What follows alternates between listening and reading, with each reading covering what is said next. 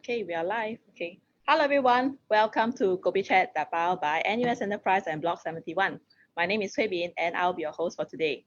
So, Kopi Chat Da Bao, a variation of Kopi Chat, is the seminar series for our startup community. So, the invited panel and speakers usually share about their entrepreneurship journeys as well as the tech and market trends.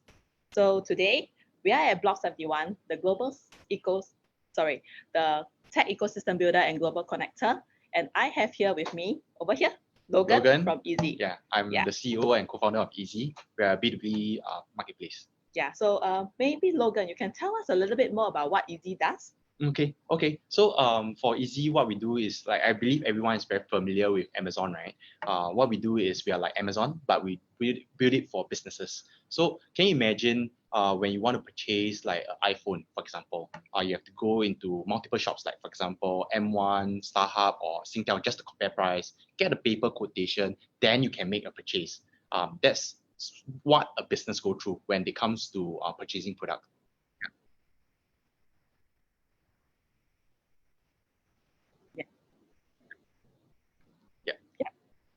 So that's what the business go through. And for us, how we can make use of the e-commerce technology to help streamline that kind of purchasing behavior and processes. Okay, sorry for the minor interruption just now. I believe we have maybe a very audience trying to tune in. So if you have a question for Logan over here, remember to type your questions on the page itself and we will address it shortly. So over to the next question. So Logan, I understand that last time you were actually a banker. So you from a banker, you actually you take a leap of faith, right? Correct. And become an entrepreneur. So how has it been for you? Is it a difficult decision? The best decision you have made so far? I think that was like looking back, it's one of the best decisions that I've made. I can relate to many of you guys, right? When I first started after graduation, I have listened to my parents. Like there's three things they want me to be: either be a lawyer, or doctor, or a banker. And of course, I'm not smart enough to be a lawyer or a doctor, right? So I choose the next best choice, which is a banker. And I was very lucky to be entering like DBS as a corporate banker. From there, I was there for about 3 years, climbing the typical corporate ladder. And I got sick of that about 3 years in. And from there, I realized that what I truly want to do is not what people expect me to be. And I want to make a decent impact in the world by creating something of value, not just like getting a very decent pay or like trying to help like DBS earn more money, for example. And I think that's very typical of that's how we have been educated since our young days.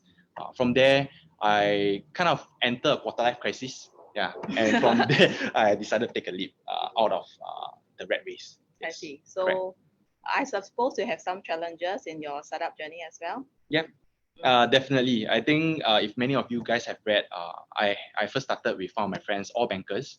So that was like one of the major mistakes that we have. In terms of skill set, we have the similar type of skill set. So we have no complementary in terms of our differentiation in our skills, and that is a huge problem that we have.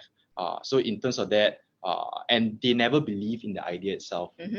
So when commitment comes into play, I find it extremely important, especially when it comes to just starting out, right? Yeah. And that's where we had individual talks with them. We were mature enough to just say, hey, why don't we don't waste too much time. I think time is the only essence that we cannot afford to miss. Yeah. And especially when it comes to startup, it's very important, at a very early stage to get it right. And the team is the most important part. Yeah. So I suppose about 2.5 years now, your team has grown from 5 to 2 to now about 21. Yes. So at early on, we had 5. After a year, it's only left down with me and the other guy called Darius. Eventually, he left, and also because he had to go back to his family to help his family business in Malaysia. And then I was lucky enough. I think Singapore startup economy or the ecosystem is very matured. I was very lucky. I went back to my alumni called Niam Poly, where they have this incubator. So I was then with my other co-founder, Darius, right? And we went back because we have no technical people when it comes to how do you create a tech company without technical people? I And that's see. where the most logical choice will be to go back to the school to ask for talents. Yeah, we have a And lot of technical people here at Block 71. So yeah. if you need, maybe you can just ping us. Yes, actually, Yeah. two of my like technical team now, two of my most capable developers, they are actually from NUS. That's great. Yeah. So we know where to hunt for the right talent. Yeah. So yes. like what I said, if you're looking for technical people, we can always come back to NUS. yes. So okay, so a more recent question I would Mm. like to ask you is that now with the COVID-19 situation, Yes. do you see it as a challenge or actually a turning point for Eezee since you're a procurement platform?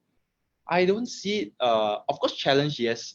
But for businesses, right, there's always challenges all around, whether be it COVID-19 or something else. And what is common, like there's a saying, right? Change is the only constant, Yes. right? And whether be it COVID-19 or any other challenges, what makes a good leader? In these circumstances like this, we are forced to behave in a certain way.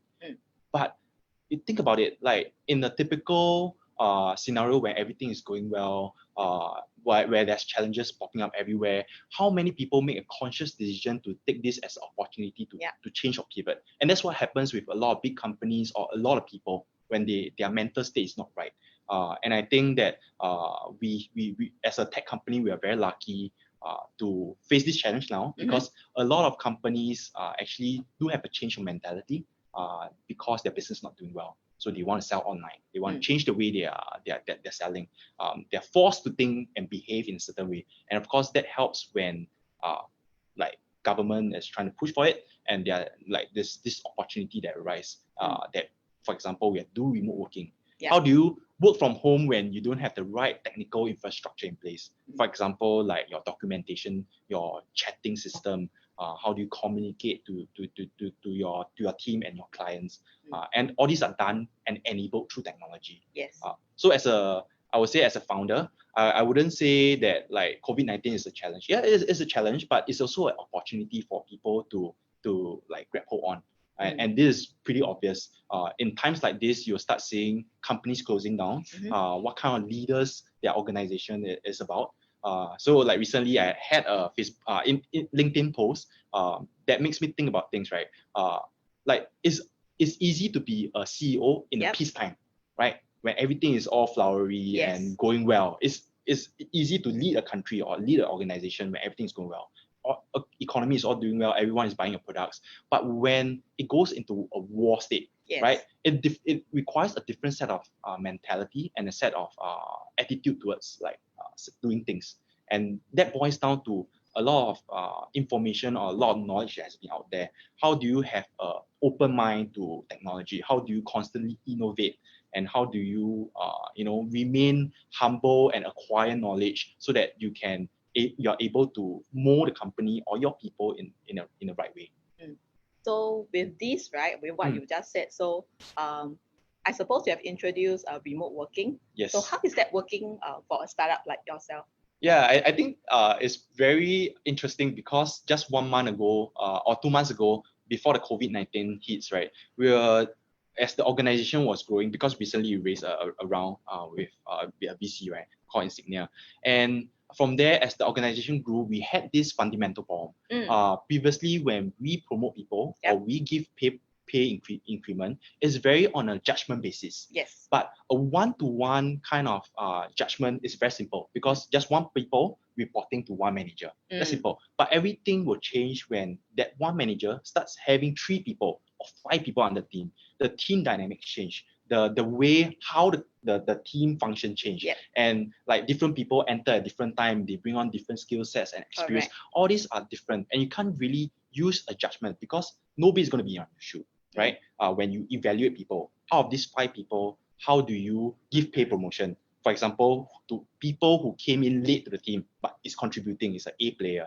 How do you give pay promotion and then convince the previous employee to be able to accept that pay promotion, right? I think it's a very hard thing, and it's to us, it's all about people management, and how do we do it is really through processes change, and how do we set a proper expectation and proper clear job description to every single employee. So we are doing that, and then the COVID-19 hits. where remote working and work from home is sort of forced into us, right? And that's where all this comes into place. Yes. And that's where when if you're a startup founder, I would say that if you're having these issues with working from home, typically you'll be thinking about how do I scale the organization culture? How do I ensure that my people are working? The key, it goes back to the fundamentals and the framework that you put into place. So things that we do, we set a clear expectation of the employee. We set clear job description, what they're supposed to do on a day-to-day basis. What do we expect out of them? How are we going to have a promotion framework? For example, we have this thing called Eezee leadership framework. Eezee leadership framework. Oh, so, sounds interesting. Yeah, how do you know whether this person is a leader now? Okay. Previously, it's based on judgment. But what is the key criteria of a leader, right? Within Eezee, what it means to be, what kind of attitude or what kind of personality that you have to be to become an Eezee leader. So for us, we identify as, the person must constantly be hungry for knowledge, always constantly improving himself, always humble, but yet competent. So to get that fair balance and all that. So there's just a few things that we identify as a key traits of a leader. And for them, for the new joinees or the new employees, it's very straightforward. If you want to be a leader within the management team, you have to display all these traits. Yes. And that's very clear, right? If you don't display traits, there isn't a way for you to become a leader. Yeah. Because that's how we identify it, right? I think these are some good lessons that our startup in front of camera actually can think of implementing. Yeah. So another on COVID-19. So I think a lot of on the startups' mind, a lot of them is thinking that survival is in their mind, first thing right now. Correct. So I guess Eezee is doing quite okay, right?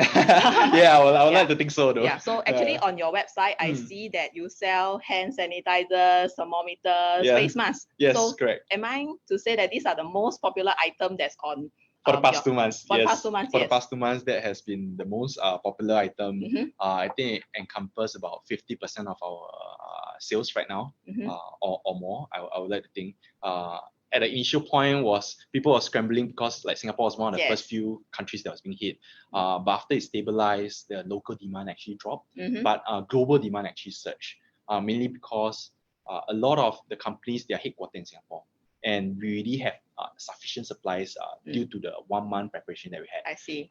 And from there, now United States run out of stock, like Europe run out of stock, and everyone is asking for their local headquarters to source for all these products. So I have a curious question. Yes. So can consumers actually buy them? Because your platform is actually meant for businesses, right? Yes. So can I buy it now? Yes, you can. I can. So contrary to a lot of what people think, although we are built for businesses, but we also allow consumers to buy, and actually they consist of about 30 to 40% of our customer base. I see. But how we do our messaging and branding is through businesses. That being said, they do behave differently in terms of consumer and businesses, but our key focus is how do we bring out that key messaging, that key offering to businesses. But at the same point of time, it's as simple as it gets. If you're a consumer, you can just treat like e-commerce, create your own account, and start purchasing items using your credit card. You can do that as well. So maybe after today, we'll see another surge in yes, hopefully. And then we'll see that it's all coming from Block 71. So everybody, we just be prudent, okay? Just buy what you need. Okay? So I have another curious question. So other than I looked through the stuff in your website, right? So what is the item that you think is most interesting that you have been selling? I would say one of it is the industrial sewing machine that we thought who will like sew items right now, right? Like in this era where tailoring is not really a popular job anymore. But we're quite surprised that the suppliers who lease the product actually managed to sell the products through our platform. And each industrial sewing machine is about 15,000, and it's just paid with credit card, just like that. So that's something that I find very interesting. The second item, I would say a lot of people, we were never known for consumer products. So one of our clients actually requested us like to buy bicycle off the platform. Oh, bicycles for businesses. Bicycle for businesses. And that you can imagine how big our client is, mainly because our client, they have a humongous plant, and their engineers have to cycle from plant to plant within the complex. And that's why at the start, when we received the request, we're like, oh, that's like interesting. We never knew businesses will buy bicycle as an indirect spend. So that is something that we have found to be pretty interesting. I see. I guess that is somewhat transformational, like consumer, because you have a consumer need, so that's why you ordered Yes. bicycle to put on your platform. Yeah, So correct. what other kind of transformation changes are you seeing in your startup? Transformational, I would say that in terms of external Or transformation in terms of procurement. In terms of procurement. Yeah. I feel that in terms of procurement, like a lot of companies have really passed a stage where they have an ERP system where they do all their recording of all their customers' data, etc., and do all their internal processes. But what is transformational now? We are going to a phase 2 of a software startup where you make use of the cloud system where you can now access to a platform. Then that platform allows you to be exposed to multitude of vendors or your clients or your own people. So for example, like companies like Slack, right? They enable you to, through a single messaging app, to get access to tens of thousands of your employees, for example. And I think that's transformational. How do we use app or cloud technology to further enhance and better communicate with your external parties or internal parties? For us, it's the same. Like previously, when you have a system, it's for internal use, right? Yeah. You have to communicate with your internal people. But what happens is that when you have to deal with external vendors, you have to call them. Or worse, you have to fax them, right? Yes. Some companies use fax nowadays. Yes, you'll be surprised. I see. Some of our clients are like, oh, can we fax to you? It's like we don't use fax anymore. And that explains the fundamental problem of businesses, right? It's very hard for them to transform. But the benefits is like right there. Like how do we make use of platform for them to kind of take a leap and give them the access to the multitude of vendors out there. I think that's what Eezee is very good at. Instead of them going to evaluate one supplier by one supplier, and all this information are kept within your own organization. But us as a platform, we can do it at scale. When we onboard a supplier, any buyers can buy from the supplier. When we onboard a buyer, they can buy from any of our sellers. And that's where the network effects comes in, although not very well known for the B2B concept. But and more well known for concept like Amazon and Lazada and Redmart, kind of like consumer way. But how we get inspiration is also from there, right? How do we replicate some of what they're doing well onto the business front? Sounds great. Yeah. So with this kind of transformation or trends in the market, right? Yes. Like now there's a lot of things like AI, big data. Are you seeing, or are you going to employ this in your startup? Because I think Eezee is about 2.5 years. 2.5 so years. Are you going to use this? Currently, is it in place already? Okay, so that's something that we constantly struggle with. In terms of like AI, it's all about like data, right? And for a marketplace to enable you to make meaningful impact in terms of certain implementation of like AI or big data kind of concept, it requires a bigger database than what we currently have. Yeah. And that being said, I don't think we are mature enough to venture there.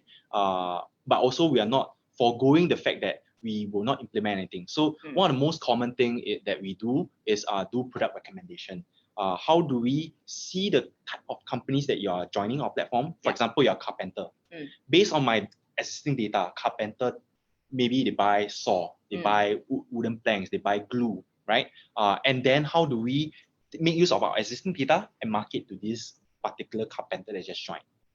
To help him narrow down to the particular products that you want to buy. Because the type of industries and the type of persona that's joining our platform is very important. I see. And that's what we are using AI for. Like we recognize it and then we use our existing data to pass down the information and recommend the products to them. So their user experience is important. And I think a lot of startups, they go into this fallacy of like, using like the hype, like for example, blockchain and all that. Yes. But the key always goes back, how do you bring value to your customers? And if you can't answer that, right, I think like there's a good reason not to use them. So we are very careful about it. We think that we are not on the right scale, but not saying that we don't use it at all. We still implement it in a very small steps internally and see where we can implement it throughout. We are always constantly thinking about it. We have the capabilities. Okay, so we are onto the persona of your clients. Yeah. So I understand that a lot of them are from the oil and manufacturing industries, right? Yeah. So do you see like startups using your platform? Like, would you like to work with startups? Yes. Actually, if you're an engineering startup, like trying to create a prototype, for example, last time we used to supply to Autonomy, which is a a driverless car Yeah. is actually around the area. They used to be one of our first client. I see. And Rotimatic, they are also one of our first client. Oh, Rotimatic. I yeah, see. they are somewhere in the Buona Vista area. Yeah, so not around here. Science Park actually. Yeah, Science Park. Yes, correct. So like we do see startups like using our platform. We also have ST Engineering, their Sparks Sparks Lab. They use our platform to purchase as well. So but of course, like startups can mean a lot of things, right? There are tech companies, purely cloud. Then there isn't a need to purchase stuff. But for engineering companies, yes, they do need to purchase cables or certain parts to manufacture their prototype. And that's where we come into place. And even for students, we have students coming to us to buy for their camp use. Oh. Yeah, that's very interesting, right? So we like few months ago, we have like groups of students, they buy like a canvas sheet for their camp. You know, they want to build tent, they buy certain like styrofoams, for example. Yeah. So even students, they can buy through our platform. I see. So I think in short, you just want to make your procurement platform as easy as possible. Yes, correct. As okay, easy so as now possible not to another type of question. Yes. So for Eezee, right? I think where I heard somewhere that you are actually the team actually sat down. I think one day before you all decide the name of Eezee, that you all to come up with a few names. Yes, Is yes. That how it became Eezee? Okay, so I think online you can actually read about how that story came about as well. But in short, we're inspired by EasyLink. So and then we try a variety of that the name or the pronunciation Eezee, and we came out with EEZEE mainly because it's one of the like it's easy to remember. Secondly, it explains what we do. There's a good branding or a tone to it, and something that we can relate to because of EasyLink, right? And it's a name that wasn't very well used throughout the world. Yeah. So we can kind of use that brand and like go global. Okay. Yeah. So has that mission evolved from day one? Like you wanted to make easy procurement easy, and until now, has it evolved? I think it kind of evolves a bit. At the start, it was quite fuzzy in terms of like our tagline and in terms of vision. And about 1.5 years in, we started thinking about what do we stand for? When people engage Eezee, what kind of feel do we want to portray? I think that's very important. A lot of companies, they only do it when their company is big enough. But that's too late, right? Because branding and a lot of like your vision are built at the start. Right, and that's where we started to spend like close to, if I'm not wrong, about 3 months with the founding team and the management team that we just bring on to sort of revamp the entirety of that. I see. So based on your experience as a startup founder, you think that branding and marketing is actually one of the very first thing you should tackle? Not exactly the first thing, but it's something that it should be constantly on your mind. Okay. And but the key is really your vision has to be like spot on. Like from day one. Yeah, from day one. Branding and marketing, you may not have the right people to do it. You yourself may not be a marketing guru or a branding guru. But how do you constantly go out? Like for example, our branding, we got assistance from like someone from Ogilvy, which is a branding consultant.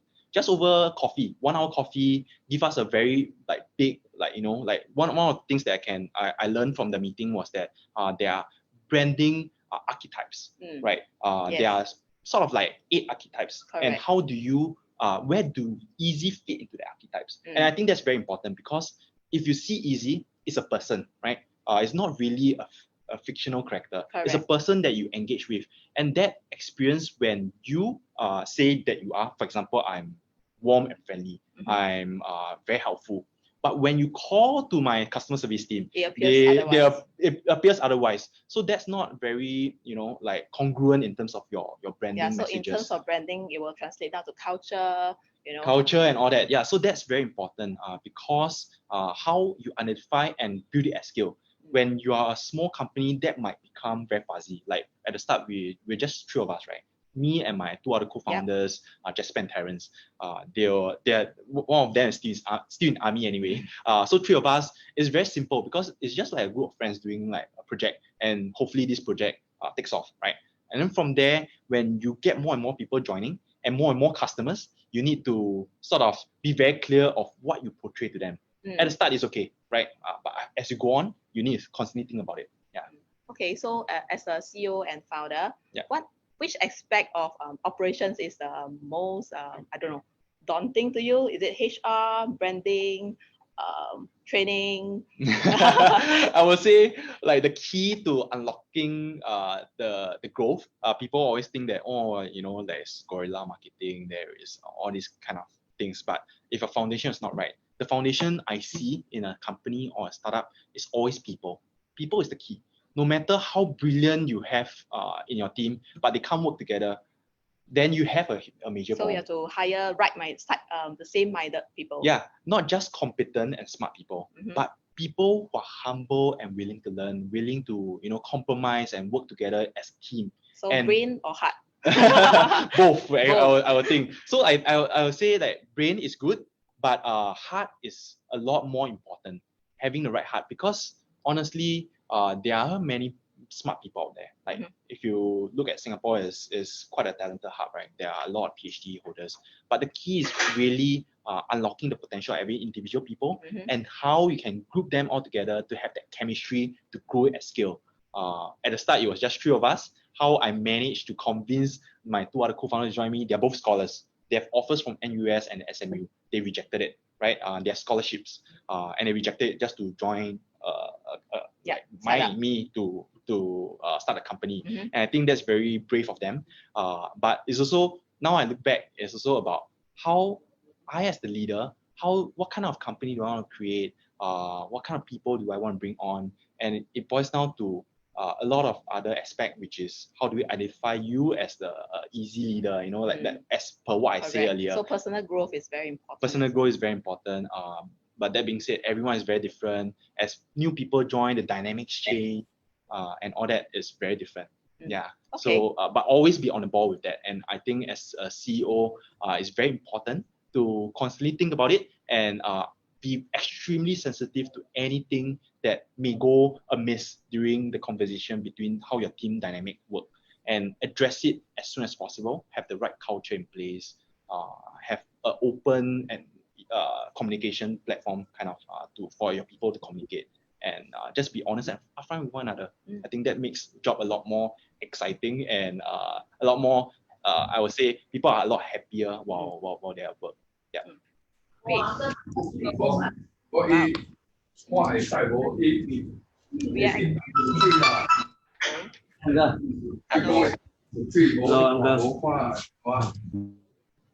Okay, sorry, we have a little interruption again, but we are back online.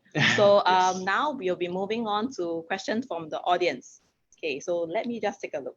Okay, so we just had an online poll, I think. Let me just take a look. So there's a quick poll while we're having the chat saying that founders, we actually asked founders what's their main challenge during this period. So 40% says that it's revenue and securing customers. Yeah, so I think just now we didn't touch on this, so maybe you want to talk a little bit more about securing customers. Securing customers. It depends on the kind of industry that you're in, right? And so how did you tackle this?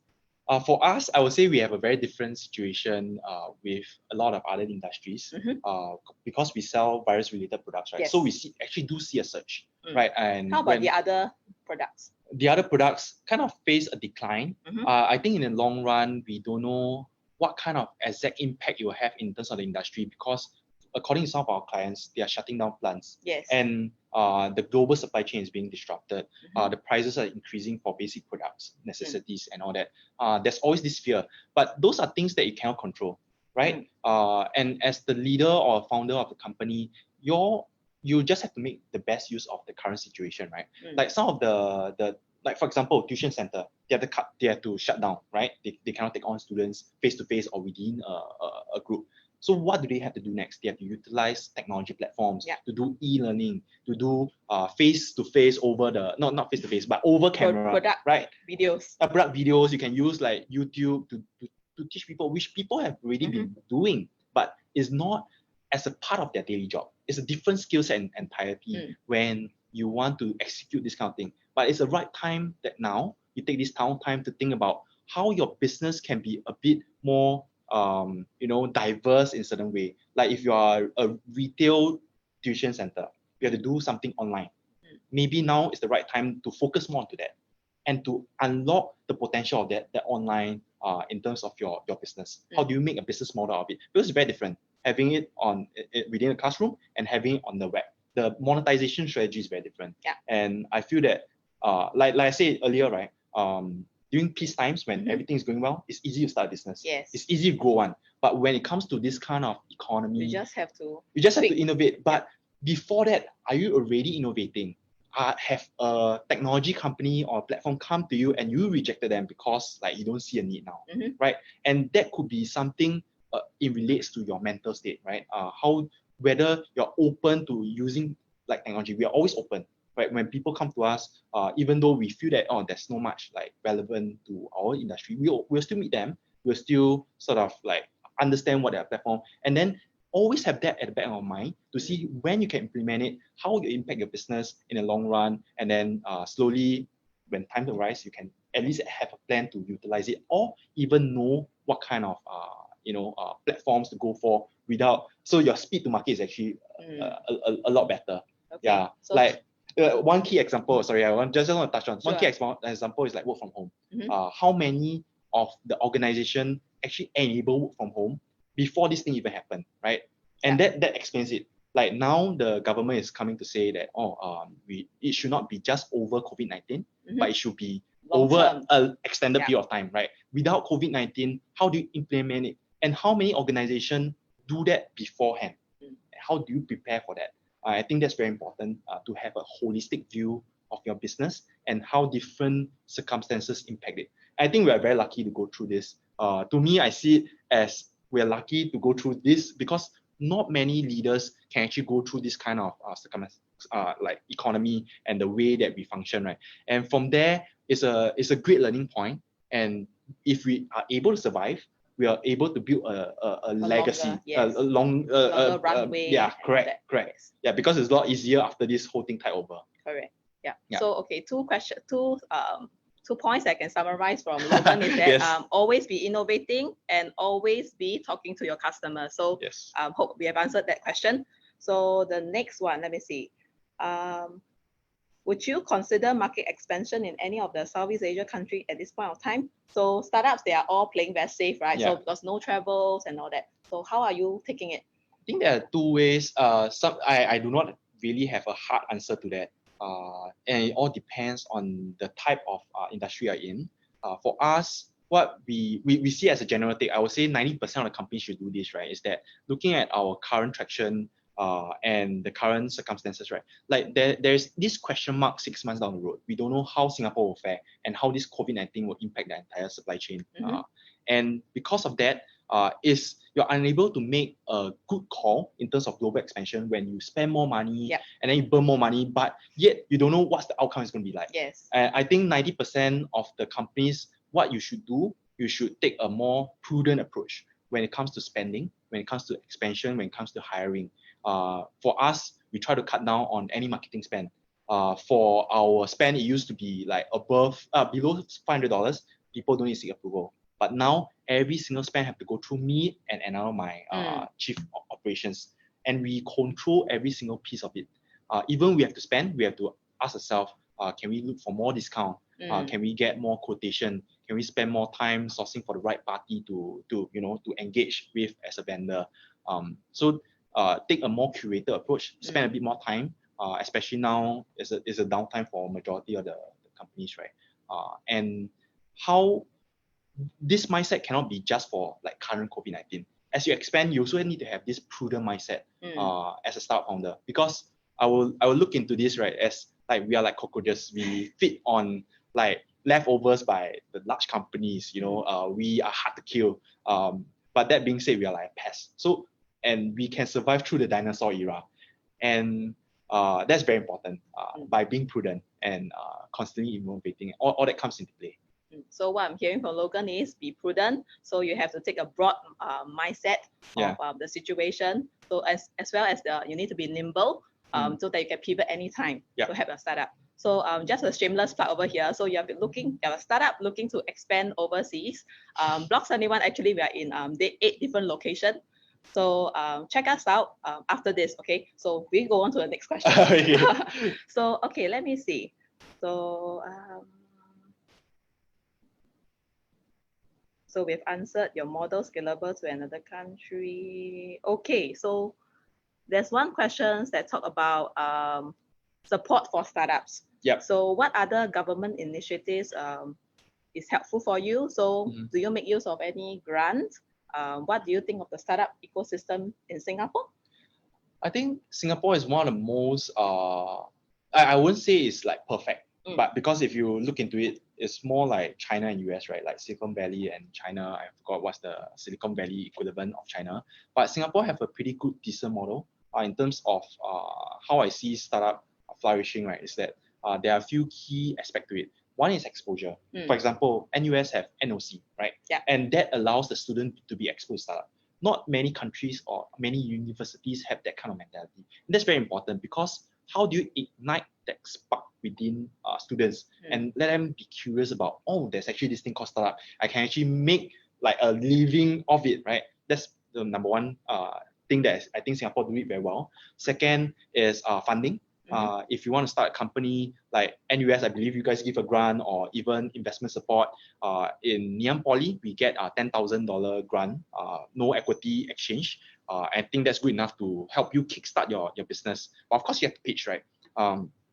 And then the third part is access to industry knowledge, domain expertise.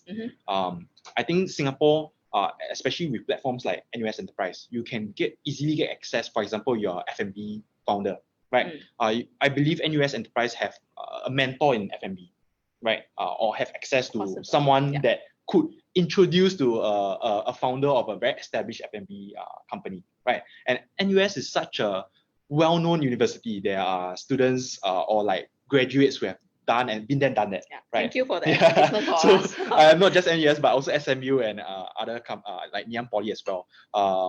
But the key is, I think Singapore have a very good ecosystem. The foundation is in place. But how do we balance between the current mindset of, oh, I should get a good job, I should work in banking, lawyer, or a doctor? From that becomes actually I can be an entrepreneur and I can make a living from there. Doesn't matter what you study, whether you study NUS or not, right? But that you need to have that spark and that curiosity in mind. Yeah. So coming back to the question, I would say Singapore, there's a lot of grants in place. If you go to the schools, there are grants with no equity. If you go to the government, the ESG, they have SG Founders Grant or ACE, I think, under the ACE committee. If you don't know about them, you can actually approach me. I can refer you to them. Beyond that, I think the investment, there are a lot of VCs or angel investors or other different platforms where you can sort of seek funding from. Yeah. Thank you for the really, really great advertisement. I think ESG as well as Ngee Ann Poly will be very glad to see this video. Again, just want to share that actually NUS Enterprise, we are accredited NMP for the Startup Founders Grant. So you can also approach us. Yes. So Either one of us, connect up with us on LinkedIn. Yeah. Okay, so next question. Let me see. Okay, I think we are almost done with the question. So maybe Logan, you have anything you want to share with us? Whether is it in terms of as a startup founder lessons or in this COVID-19, any other things you want to say? I think I covered majority of them, but what I would say to a lot of aspiring students and startups, like to aspiring students, right? I think it's very important for you guys to be exposed to startup or to be even work with one, and gain the exposure, gain the experience. I think startup allows you to have more flexibility in terms of execution and learning point. You get to learn directly from the founders how they build a company from scratch. That's one. And for like current startup founders, I think now the situation is pretty like it's pretty unknown for us, right? And how we can cut off like remain prudent and constantly thinking about how we can future-proof the company is very important.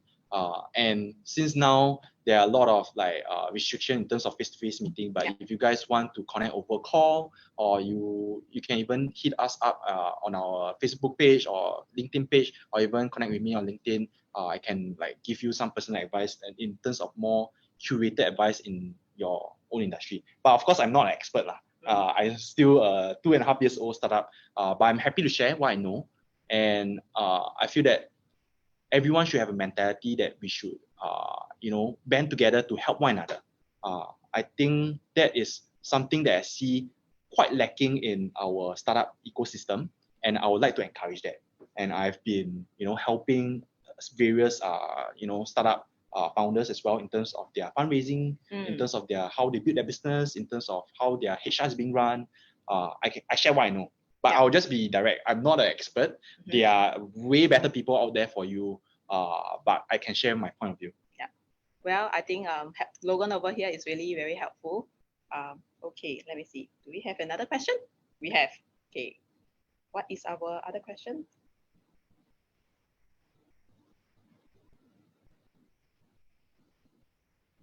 Oh, okay. So, okay, I have a question over here to make a plug for Eezee. So another brand or startup doing good for startup at this point of time?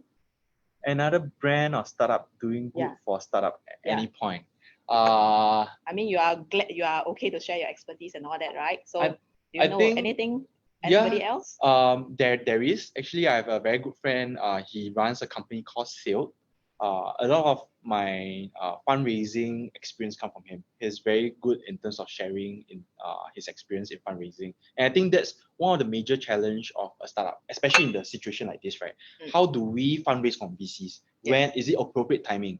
And what is the right strategy to it? And I do have a few friends who have the common goal, and how we maintain as that close-knit group. There are actually one of my friends called Benjamin. He runs an expert network company called Sailed. He raised from prominent investors like Koh Boon Hui and all that. But he's always happy to introduce his investors. And from that, I actually got to know him through Ngee Ann Poly. And from there, he actually introduced me some of his investors, how he do fundraising, and etc. So I think having a group of like-minded people helps. If you would like to connect with us over coffee, like I always meet Benjamin for coffee. I was just with him yesterday. We will be more than happy to bring you into the whole ecosystem of our small little group where we share our different expertise, and our network as well. Okay, I think that's very important. So I think I've received the last question. Last, okay. We shall make it the last one. So with many e-commerce platform existing, I'm sure that you are not the only one in Singapore. So why would a company want to buy from you? Boils down again, right, to the branding archetypes. What kind of company do you want to be? If you're all for profit, your customers is not going to be long. And how do we identify ourselves? So then again, brings back to what I said earlier, right? It's very important for you to know what your company is doing. For example, if you are a B2B marketplace, what does it mean? For us, we know what it means because our target market are like manufacturers, aerospace companies, oil and gas companies. And would we want to list like fruits and vegetables on the platform where the supply chain is different, where these companies don't buy these products? So understanding your client is very important. How you bring value to them, bring on the right products, focusing on the right thing. I think that's equally as important of how you build the business. And then you look at the current circumstances, right? Looking around you, who is doing the same thing? Are they on the right track? Are they your exact competitor, or are they doing other things that will differentiate yourself from them? So B2B can mean many things, but also like from me, I come from the industry, I come from procurement after banking. And then from there, I know what the customer is looking for and how I, as the customer, I will want to engage with Eezee. And that helps me with a lot of clarity in terms of who should I look for, what kind of business I want to build, what kind of branding we want to have, what kind of like feelings that we want to portray, the type of branding that we want to do, and the type of people that we want to bring on to build the business alongside with us. We have to look according to this kind of like minor things. And that you have to have extreme clarity in terms of looking into these kind of things. That's great. Yeah. Okay, so I think we are almost coming to the end of today's Kopi Chat Da Bao. So for future sessions like this, you can log on and like our Facebook page, Instagram page, NUS Enterprise, and Block 71. So the next Kopi Chat, we'll be having it with Varun of 7 Sense AI on 6th of May. So stay tuned for the next one. Bye-bye. Bye-bye.